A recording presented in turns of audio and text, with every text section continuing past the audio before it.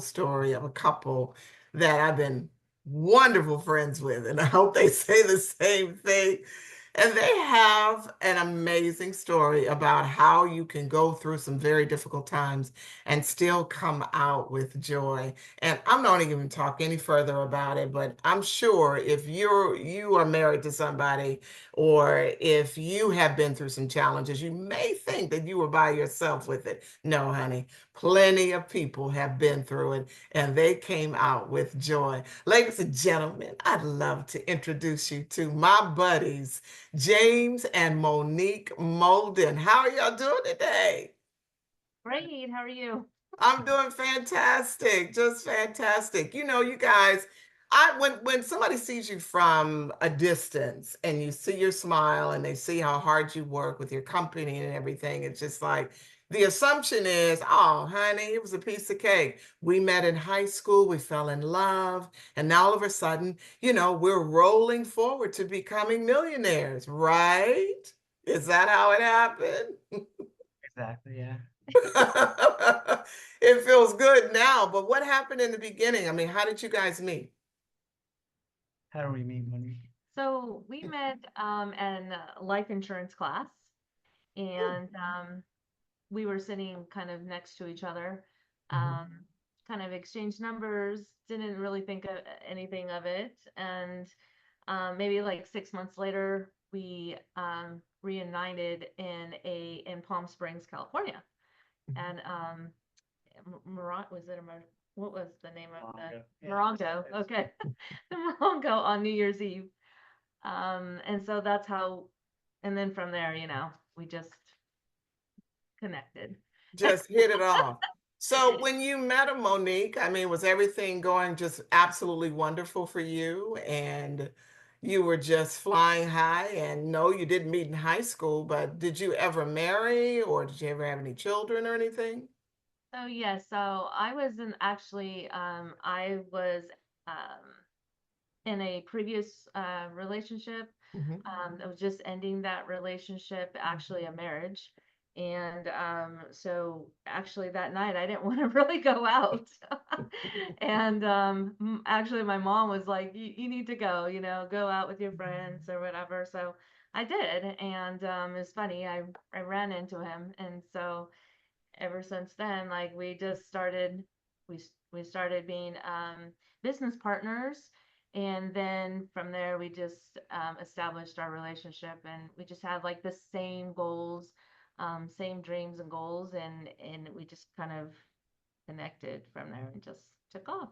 So it was all a piece of cake as far as you're concerned. Well, what about you, James? When you first met Monique, was it like head over heels? Like, oh my gosh, she's the most fascinating woman in the world. Oh no, I thought she was crazy. Well, prior to meeting her, had you been in a relationship at all? Yeah, so yeah, I was in a relationship. I was divorced. Had my son. I think we were both going through custody battles with our exes or our baby mamas or baby daddies. Um, so yeah, we met in life insurance class, and then we reunited 6 months later, like she said. Then after that, things got really hard for us. So we actually let our business go. It really never took off, but because we're in a relationship together. We got pregnant with our daughter Priscilla. We had Priscilla, just like not most Americans, but like a lot. We're early 30s, late 20s, Mhm. struggling, trying to figure stuff out. Did a lot of mistakes with our exes financially and with ourselves financially that put us in a bind. And it got to the point where we were on food stamps. I didn't even know what food stamps were. And so, And you uh, were on food stamps. yeah, Well, like my mom used to say, at least you got fed. yeah. Well, I didn't know what they were before that. Like I heard of them, but I didn't know how it worked and stuff like that. So it was different. We were struggling really hard, and then we got pregnant again with Jalen, and I just made a decision to join the military. So they talk about all the benefits of the military, Mhm. which there really isn't no benefits. I mean, there are, but not really, not that great. So sorry about all the veterans out there. So I did the military. I did my 4 years active, 2 years reserve. One thing the military taught me is I never want to work for anyone ever again. So Really? yeah, I didn't want to be told what to do. I didn't want to be say you had to be here, you had to be there. I didn't want someone, basically have complete control over me. Have their thumb on me. If you ever listen to Rick Miller, he talks about that a lot. And in most jobs, that's what they have on you. People say, "Well, I'm free. All right, don't go to work tomorrow." Well, I'll get fired and this happen. Well, then you're not that free. Your boss might be free, or the owner of that company might be free, but you're not free. And so, I mean, I remember when I told Monique I wasn't going to re-enlist. Um, she freaked out. She's like, "What are we going to Why did do?" you freak out, Monique? Well, when in most military families will relate to this is that when your husband's serving or you're serving yourself, you get comfortable with all the benefits that they give you. You get comfortable with the lifestyle, not paying an overhead, and so of course, I looked at everything as security. So he is, I mean, I knew James was serious about not re-enlisting, so yeah, I was a little scared. I didn't know what he was going to do, or what was I going to do. And so yeah, he's absolutely right. Like, they do control you. They control like where you're going to live, when he's going to be deployed. I mean, for those who are serving, they relate. They've promised us so many things. He was supposed to be home when I had given birth to our youngest, and he missed that. So I mean, he's been deployed, and I've been, home with the girls alone in New York. So in upstate New York, where we were stationed. So it was challenging. It was a challenging um part of our life, but it was kind of adventurous too, because I mean, I've really never been out of California, lived out of California since, you know, since he joined the military. So I learned a lot, just the responsibility, I was a kind of like a single mom, like just raising Yeah. girls, and um, catching any moment that I had with him on a webcam. They called it webcam cam back then. You know, Skype. I mean, it was one of those things where like he would call at 2 o'clock, 3 o'clock in the morning where he was at, and I would just, I would want to race to the computer to get to him so we can connect. And um, the thing about when he was serving, I just didn't. I felt like obligated to move everywhere he was stationed, just because I didn't want him to lose that time with, you know, raising our girls, raising our kids.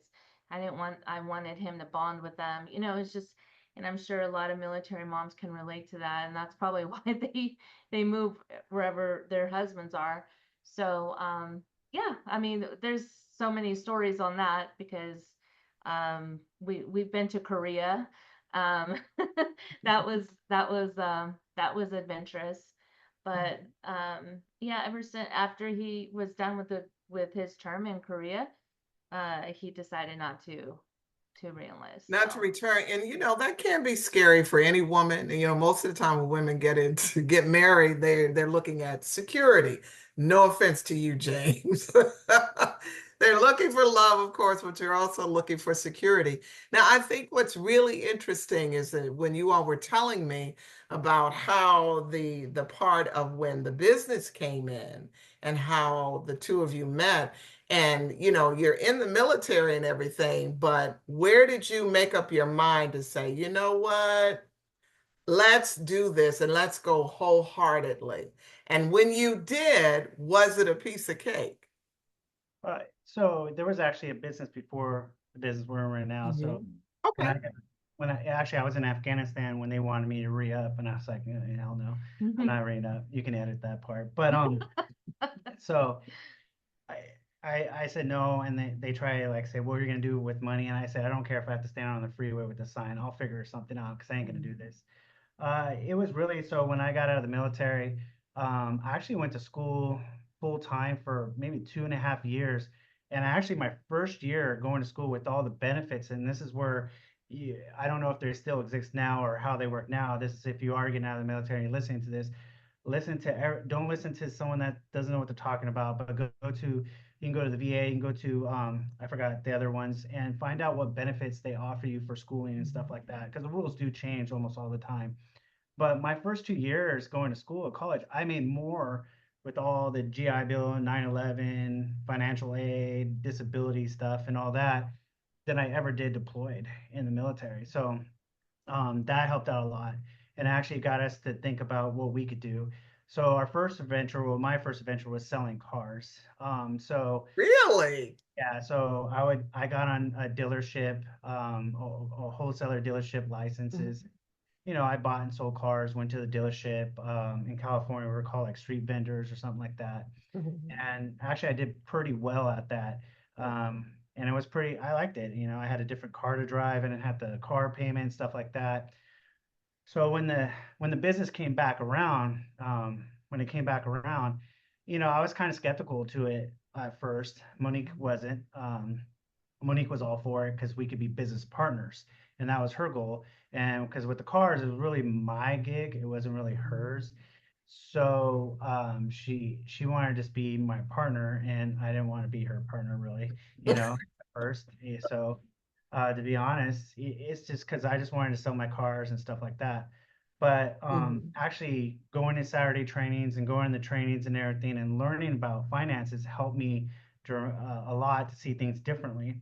Mhm. And basically, what the main transition was for me, is one that I saw all companies as they're just trying to sell products, which in Mhm. theory, all companies are just trying to sell products because that's how they make money. Mhm. But this company was like Saturday training. You would think it was just about selling, selling. Okay, this is how you're going to sell this person. If this person says this way, which they did have training like that.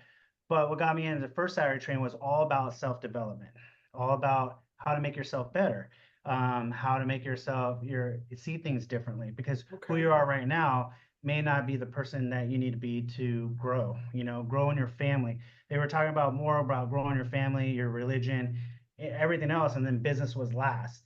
So Wow. what kind of multi-billion-dollar corporation would teach you that, right? Yeah. I mean, the military used to always say family first, but they never practiced that. So I was like, okay, let's see if this company actually practices this, Mhm. and they did. So it was all about self-development at first. So I was intrigued because they weren't teaching me, they weren't like, hey, we got the best product in the world, sell this, this is how you sell it. They were teaching me how to make myself better, Mhm. even make myself better so I could sell more cars. So because they knew this wasn't for everybody, and they knew not everyone was going to come full time, and I Mhm. wasn't planning on coming full time. And I Whoa, what? No, I wasn't planning on doing this full time. Finances and all that. I mean, Why is that? well, because It was kind of like in in was would you say it was intimidating at first because so much information? well, maybe Mhm. no, I would say because they broke down the information Uh, for because I went to school for business finance, and it's not because I wanted to do that. That's a whole nother story. I just picked it out of the hat because they said okay. basket weaving wasn't available. They said Oh, it's I see. said it's not the movies, man. You got to pick a real major. But so it it's really not that hard. The industry makes it harder Hmm. than what it really is, so they could sell you a product that you don't need. So if they make you Mhm. so confused about finances, then they got you, and then they can say, well, like you said, it's not a credit card. What is it, Crystal? A loan. It's a loan card. I remember So saying that one yeah, time. Yeah. that's a good point because people think it's credit, and if you hear the commercials, I deserve this. I worked Mhm. on my credit report and stuff like that. But in reality, it's just a continuous loan. And if you don't use it right, you can put yourself, you can make yourself. It could just blow back in your face. It could, you know, Yeah, a lot of it's debt. so Yeah. we're learning all this stuff, and it actually it got kind of easy for me because Monique was good at setting appointments. As you can see, as you're talking on this video, she's more outgoing. I'm more Yeah, like informational. So people will very say, outgoing. yeah. So Monique will But be like, that's what we learned about ourselves with the Hmm. self-development.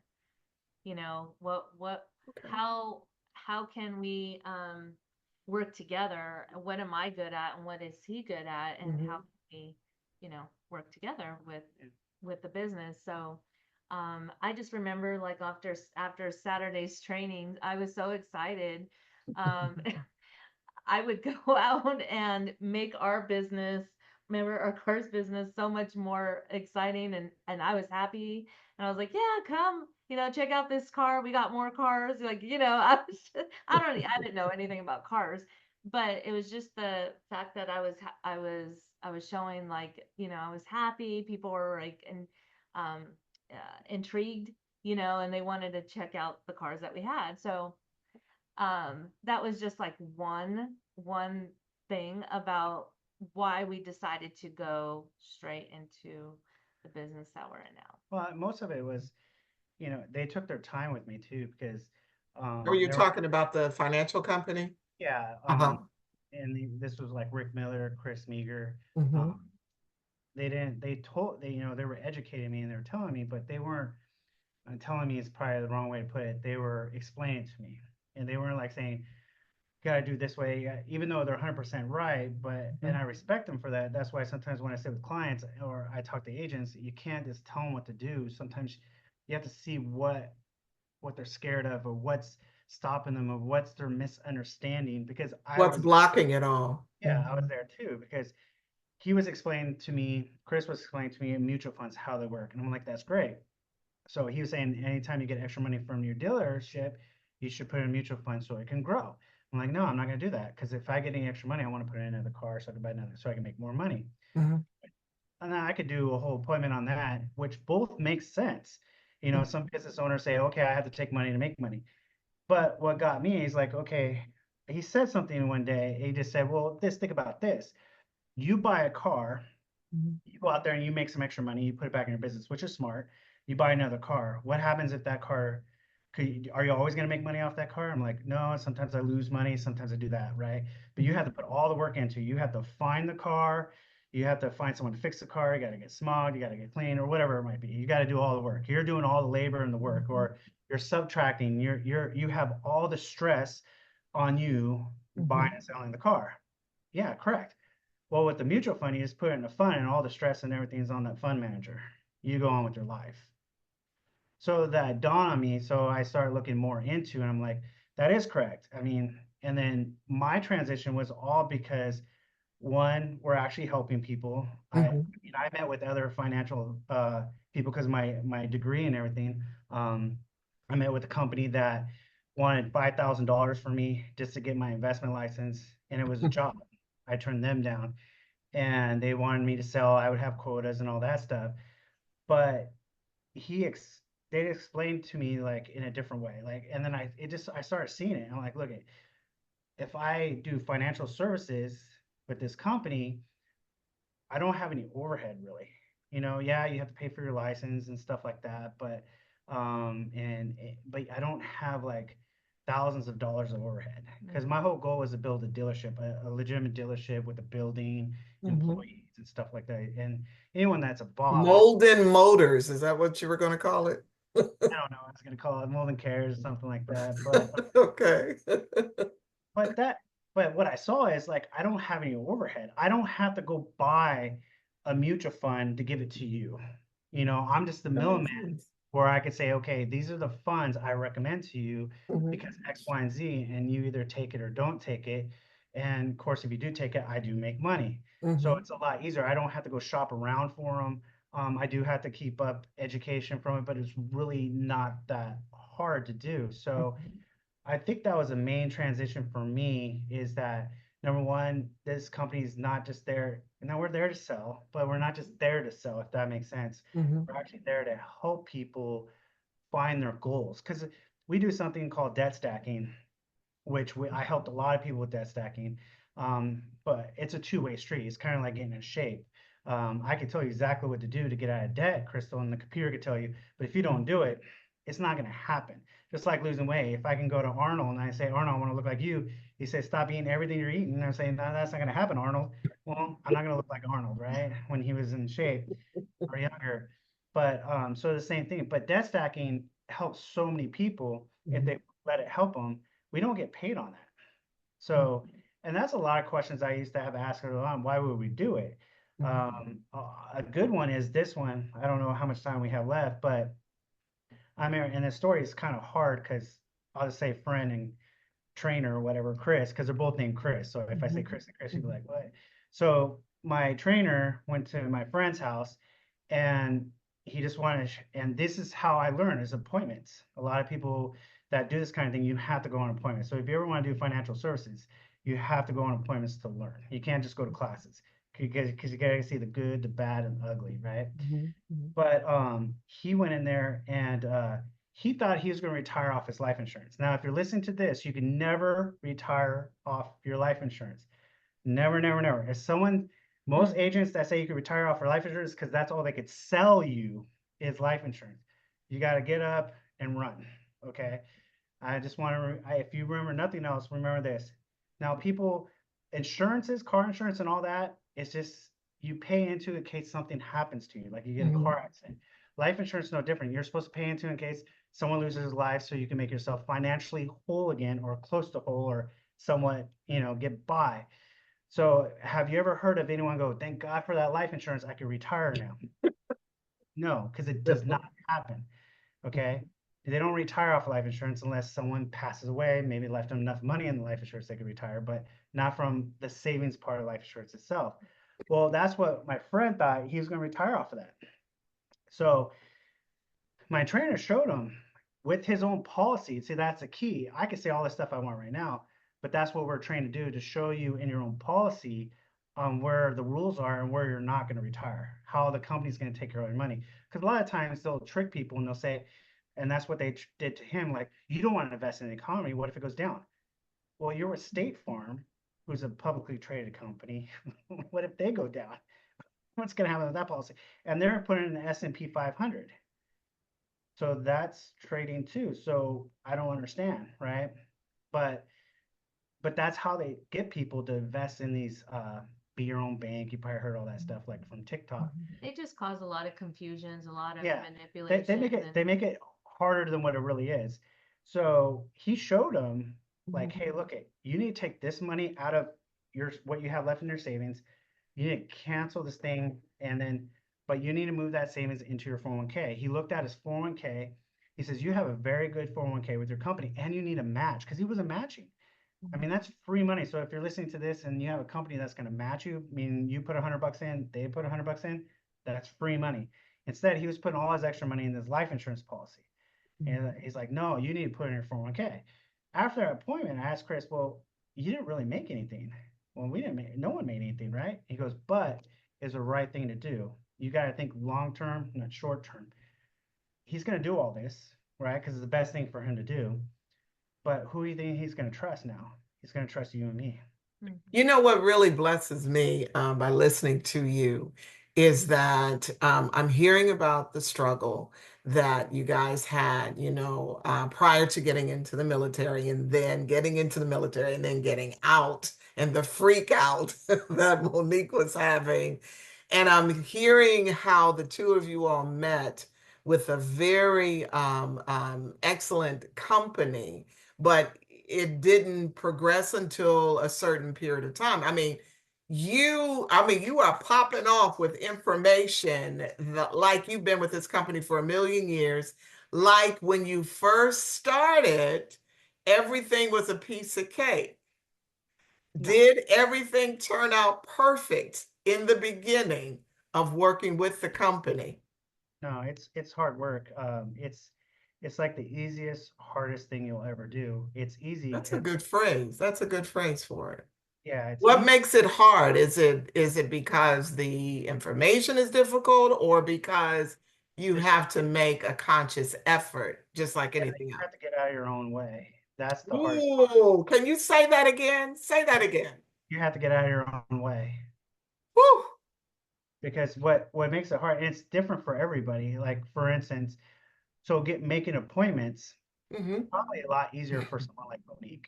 Hey, girlfriend, what's up? Let's just make a appointment. Come sit down with me. Okay. Hmm. But for me, someone for like me, it's a lot harder. to make a point. But for the information, delivering the information, showing the information, it's a lot easier for me. For someone like Monique, it's a lot harder. So that's where partnership is ideal because what I lack in, she succeeds in, and vice versa. But you still have to get out of your own way because that's what makes it so hard. And it's not really the presentations, the mutual funds, and all the stuff that people think they have to learn to do this and do it successfully. It's actually, Meeting where they're at, yeah, and it, meeting where the client is. because Just some people would want to, some people can pick up a phone and start talking to people, no problem. Some people can't. Some people get wrapped up into test. Some people get wrapped up into, I have to know everything first. Well, Mm. I'm going to give you some information. You're not going to know, you're never going to know everything about this industry. Never, never, never, because it changes. The rules change and stuff like that. Mhm. But the baseline stays the same, and that's all you need to know. And then you have other people that you're working with that'll help you when things do get different or difficult or change. That's another thing is you got to know to when to ask for a lifeline. Um, and it, like I said, it's different for everybody. So what? I'm loving hearing you say that. I'm loving hearing you say that because you have made it very evident that there is no job anywhere or no business anywhere that's a piece of cake. No, And I'm sure that when you all started out in the business, you were not making 10,000 a month, 80,000 a month, et cetera, that it took time and determination.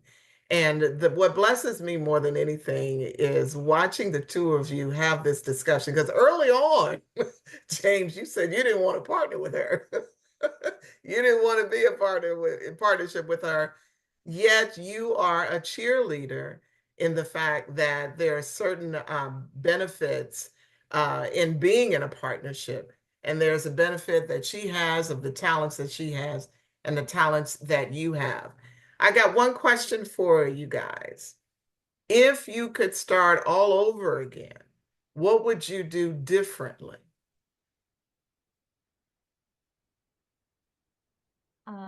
Actually, I would have to say nothing, Crystal, because everything that we went through, it was all learning experience.